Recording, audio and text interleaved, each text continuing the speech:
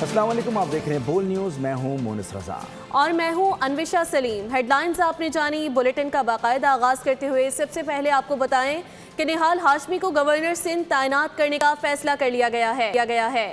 وزیر اعظم آفس نے اعلامیہ بھی جاری کر دیا۔ وزیر اعظم شہباز شریف کی جانب سے بھیجی گئی سمری صدر آصف علی زرداری نے منظور کر لی۔ وزیر اعظم شہباز شریف نے نہال ہاشمی سے ملاقات کی اور گورنر سندھ تعیناتی پر انہیں مبارکباد دی۔ ملاقات میں رانا ثناء اللہ، اسحاق ڈار اور دیگر بھی موجود تھے۔ گورنر سندھ کامران ٹیسوری کی تبدیلی پر ایم کیو ایم پاکستان کو شدید تحفظات۔ لیگی وزراء کو اتحادیوں کو منانے کی کوششیں کرنے کے حوالے کر دیا۔ ایم کیو ایم رہنماؤں نے مشاورت کے بغیر مزید بات چیت سے انکار کر دیا۔ میڈیا کے سامنے ایم کیو ایم رہنماؤں کا الگ الگ موقف۔ فاروق ستار اور فیصل سبزواری نے حکومتی فیصلے پر ناراضگی کا اظہار کر دیا۔ امین الحق نے موقف دینے سے انکار کیا تو خواجہ اظہار بولے کہ اتنے بڑے فیصلے پر مشاورت تو ہوئی ہوگی، پارٹی کی خاموشی کو ہاں سمجھیں۔ گورنر سندھ کامران خان ٹیسوری کا عہدہ چھن گیا۔ ایم کیو ایم کے بعض رہنما کو فیصلے پر تحفظات، بعض نے فیصلہ مشاورت سے ہونے کا اندیا دے دیا۔ فاروق ستار نے گورنر سندھ کو ہٹانے کا فیصلہ یک طرفہ قرار دے دیا۔ یہ ایک سنگین غلطی کی ہے، بالا فیصلہ کیا۔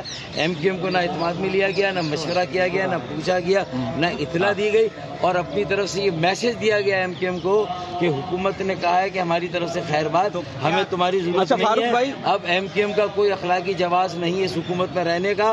فی الفور حکومت کو خیر بات کہہ کے حکومت سے علیحدہ ہو جانا چاہیے۔ فیصل سبزواری نے بھی حکومت سے مشورہ نہ کرنے کا شکوہ کر دیا۔ اس وقت یہ فیصلہ کیا گیا ہے کامران ٹیسوری صاحب کو ہٹانے کا اور نہال ہاشمی صاحب کو لگانے کا، اس پر تو ہمیں اس وقت اعتماد میں نہیں لیا گیا تھا۔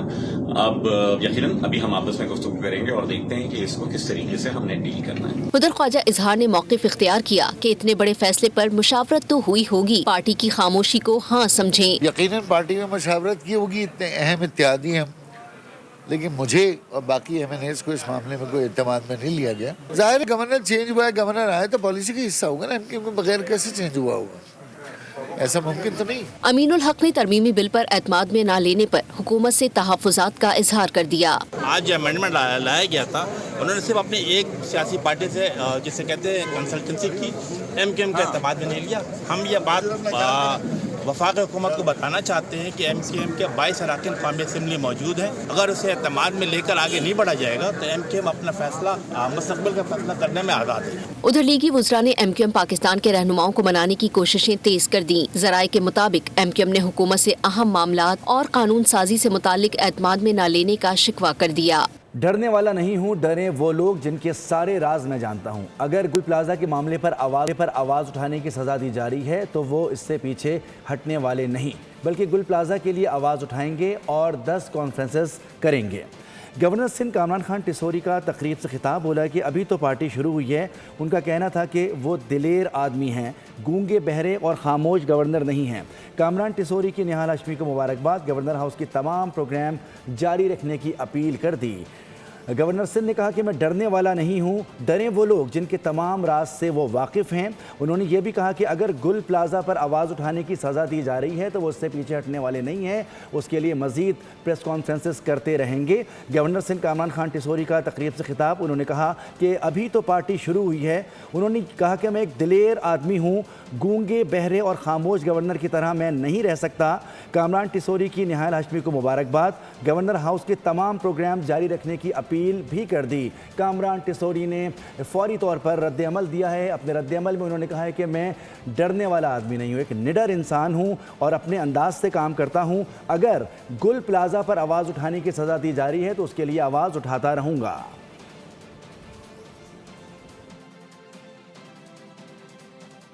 کامران ٹیسوری ایک اس بیٹے کا نام ہے اس دھرتی کے جو دلیر آدمی ہے۔ میں یہ خبر سن کر کہیں دبک نہیں گیا، آج کے افطار کو کینسل نہیں کیا۔ گل پلازا کی آواز اٹھانے پر اس پر سزا دی گئی ہے تو میں ایسے 10 گل پلازا کے لیے آواز اٹھاؤں گا، ایسی 10 کانفرنس کروں گا۔ میں گونگا بہرا یا ڈمی گورنر نہیں تھا اور نہ رہنا چاہتا ہوں۔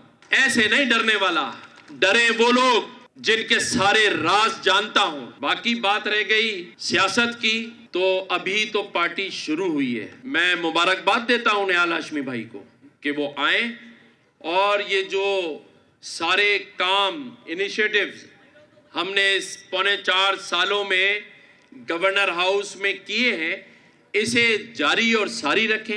حلف اٹھانے کے بعد اپنی ترجیحات کا اعلان کروں گا۔ کراچی میں میڈیا سے گفتگو کرتے ہوئے نامزد گورنر سندھ نہال ہاشمی نے کہا کہ وہ ایک آئینی گورنر ہوں گے اور آئین کے مطابق اپنی ذمہ داریاں نبھائیں گے۔ سیاسی کارکنان کے اعتماد اور نیک تمناؤں پر اظہار تشکر بھی کیا۔ حلف کے بعد میں اپنی ترجیحات کو طے کروں گا۔ میں ایک آئینی گورنر ہوں، جو آئین کے مطابق میرے فرائض ہوں گے اس کے مطابق میں اپنے ذمہ داریوں کو ادا کروں گا۔ بدست وزیر اعظم پاکستان شہباز شریف صاحب اور قائد پاکستان محمد نواز شریف صاحب کی عنایت ہے، اور میں اس موقع پہ صدر پاکستان جناب آصف زرداری صاحب کا شکر گزار ہوں۔ میں پاکستان کے تمام سیاسی کارکن کا شکر گزار ہوں۔ میں سندھ کے ایک ایک شخص کا، ایک ایک آدمی کا شکر گزار ہوں کہ انہوں نے میرے لیے دعائیں کی۔ جن لوگوں نے دعائیں کی، اللہ تعالیٰ آپ کے گھروں میں خیر و برکت دے۔ اور اب دیگر خبریں شامل کرتے ہوئے آپ کو بتائیں کہ نئے ایرانی سپریم لیڈر مجتبیٰ خامنائی کا شہداء کے خون کا بدلہ لینے کا اعلان، دشمن کو دھمکی بھی دے ڈالی۔ اپنے پہلے آڈیو پیغام میں واضح کیا کہ مشرق وسطیٰ میں امریکی فوجی اڈے بند کریں ورنہ حملوں کے لیے تیار رہیں۔ ہم اپنے شہداء خصوصاً مناب اسکول کے شہداء کا بدلہ لیے بغیر نہیں رہیں گے۔ دشمن کو ایرانیوں کے خون کا حساب دینا پڑے گا۔ ابنائے ہرمز کو بند رکھا جائے گا۔ ایرانی رہنماؤں اور عوام کے درمیان رابطہ ہمیشہ قائم رہے گا۔ میرا عہدہ مجھ سے کئی چیزوں کا تقاضا کر رہا ہے۔ دشمن ایرانی عوام کو نشانہ بنا رہے ہیں۔ عوامی یکجہتی کے ساتھ دشمن کو شکست دیں گے۔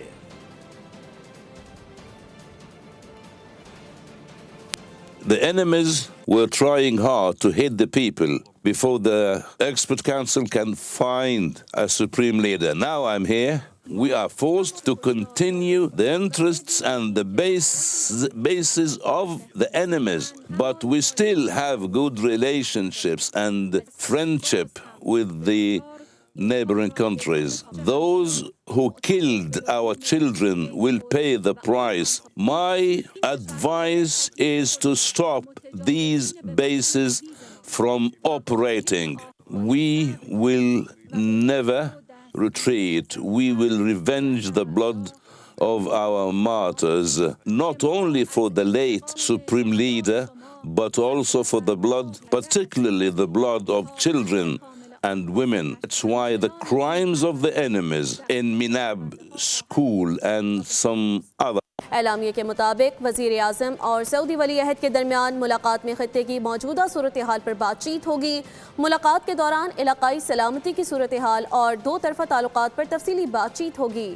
وزیر اعظم آفس کے مطابق وزیر اعظم کے دورے سے پاکستان کا سفارتی میدان میں مثبت کردار واضح ہو رہا ہے۔ پاکستان سفارتی میدان میں اپنا یہ کردار ادا کرتا رہے گا۔ ترجمان دفتر خارجہ کے مطابق وزیر اعظم کا دورہ سعودی عرب بہت اہمیت کا حامل ہے۔ وزیر اعظم کا دورہ دو طرفہ قریبی مشاورت، خطے میں امن و سلامتی سے متعلق امور پر رابطوں کا حصہ ہے۔ پاکستان خطے میں کشیدگی کے خاتمے، جنگ بندی، مذاکرات اور سفارتکاری کے لیے کوششیں جاری رکھے گا۔ ایرانی صدر مسعود پزشکیان نے اسرائیل اور امریکہ سے جنگ بندی کے لیے تین شرائط رکھ دی ہیں۔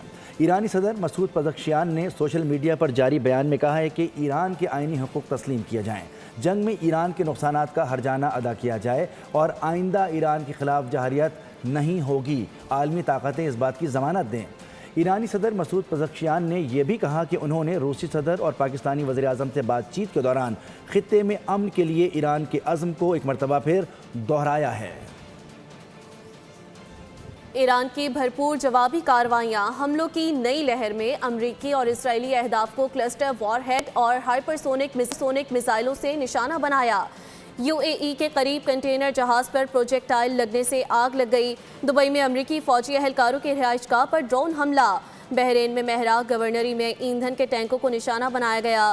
عراق کی سمندری حدود میں دو غیر ملکی آئل ٹینکرز پر حملہ۔ عراق کا تمام آئل ٹرمینلز آپریشنز معطل کرنے کا اعلان۔ کویت کے احمد الجابر ایئرپورٹ پر امریکی فوجیوں کو ہائپر سونک فتح میزائل سے نشانہ بنایا گیا۔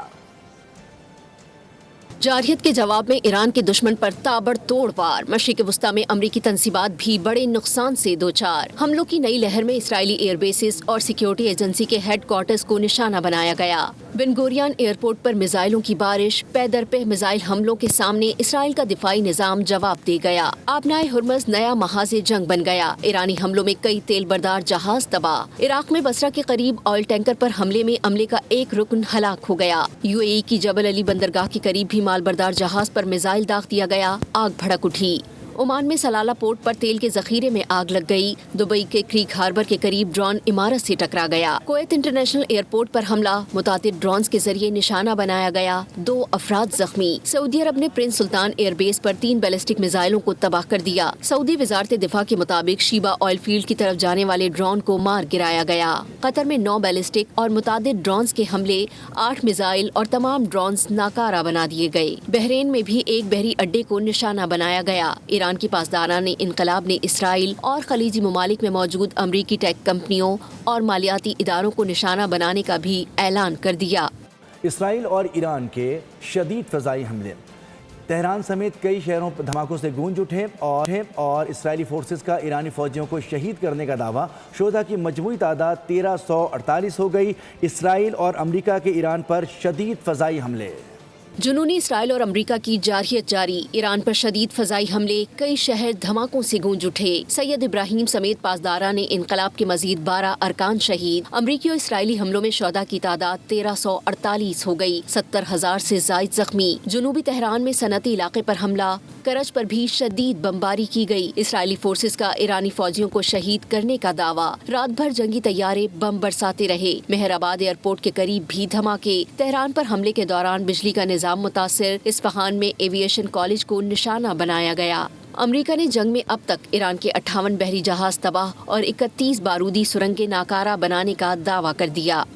حزب اللہ کے حملوں میں بھی مزید شدت آ گئی۔ اسرائیل پر 100 سے زائد راکٹ داغ دیے۔ شمالی اسرائیل کے علاقے میں ایک عمارت کو نقصان پہنچا۔ کریات، شمونہ، حیفا اور مقبوضہ بیت المقدس میں بھی دھماکوں کی آوازیں سنی گئیں۔ شمالی اور وسطی اسرائیل میں بار بار خطرے کے سائرن بجتے رہے۔ اسرائیلی میڈیا کے مطابق حزب اللہ نے الجلیل کے علاقے کی جانب درجنوں راکٹ فائر کیے، جن میں سے کئی کو اسرائیلی فضائی دفاعی نظام نے فضا میں ہی تباہ کر دیا۔ اسرائیل کی لبنان کے مختلف علاقوں پر شدید بمباری، مزید 6 افراد شہید ہو گئے۔ صہیونی فوج کے مطابق جنوبی بیروت میں حزب اللہ کے انفراسٹرکچر کو نقصان پہنچایا گیا۔ حملوں میں بھاری توپ خانے اور راکٹوں کا استعمال کیا گیا۔ لبنان میں شہداء کی تعداد 577 ہو گئی، 1444 زخمی ہیں، جبکہ 7,60,000 افراد بے گھر ہو چکے ہیں۔ خبروں کے سلسلے کو آگے بڑھاتے ہوئے آپ کو بتائیں کہ ایران کے حملوں سے مشرق وسطی میں 17 امریکی تنصیبات کو نقصان پہنچا۔ امریکی اخبار نیو یارک ٹائمز نے سیٹلائٹ تصاویر شیئر کر دی۔ نیو یارک ٹائمز کے مطابق ایران کے ڈرون اور میزائل حملوں کے نتیجے میں مشرق وسطی میں امریکہ کی کم از کم 17 فوجی، سفارتی اور فضائی دفاعی تنصیبات کو نقصان پہنچا۔ خلیجی ممالک پر 3137 سے زائد حملے ہوئے۔ رپورٹ کے مطابق ایران ٹرمپ انتظامیہ کے اندازوں سے کہیں زیادہ تیار تھا۔ ایران نے امریکہ اور اسرائیل کے حملوں کے جواب میں خطے میں موجود امریکی فوجی اڈوں، سفارت خانوں اور فضائی دفاعی نظام کو نقصان پہنچایا اور نشانہ بنایا۔ ان حملوں کے نتیجے میں بعض مقامات پر امریکی فوجیوں کی ہلاکتیں بھی ہوئیں، جبکہ کئی فوجی تنصیبات کو نقصان پہنچا۔ خبروں کے سلسلے کو آگے بڑھاتے ہوئے آپ کو بتائیں کہ پاکستان نے IMF کو مطمئن کر دیا۔ عالمی مالیاتی ادارہ 2 طرفہ مذاکرات مثبت قرار دے رہا ہے۔ جاری اعلامیے میں اصلاحاتی اقدامات کی تعریف کی۔ آئندہ بیٹھک میں قرض پروگرام کے تیسرے جائزے پر مشاورت پر اتفاق کیا گیا۔ پاکستان اور IMF مذاکرات میں مثبت پیش رفت۔ عالمی مالیاتی فنڈ نے اعلامیہ جاری کر دیا۔ IMF نے پاکستان کے اصلاحاتی اقدامات کی تعریف کی۔ اعلامیے کے مطابق مذاکرات کے دوران مختلف معاشی امور پر تفصیلی تبادلہ خیال کیا گیا۔ مہنگائی کو قابو میں رکھنے کے لیے سخت مانیٹری پالیسی برقرار رکھنے پر زور دیا۔ توانائی کے شعبے کی اصلاحات اور کارکردگی بہتر بنانے پر بھی مذاکرات ہوئے۔ مشرق وسطی کے تنازع کے پاکستان کی معیشت پر اثرات کا بھی جائزہ لیا گیا۔ عالمی سطح پر توانائی کی بڑھتی قیمتوں اور مالیاتی دباؤ پر تشویش کا اظہار کیا گیا۔ اعلامیہ میں کہا گیا دونوں فریقوں کے درمیان ہونے والی بات چیت میں مثبت اور حوصلہ افزا پیش رفت سامنے آئی ہے۔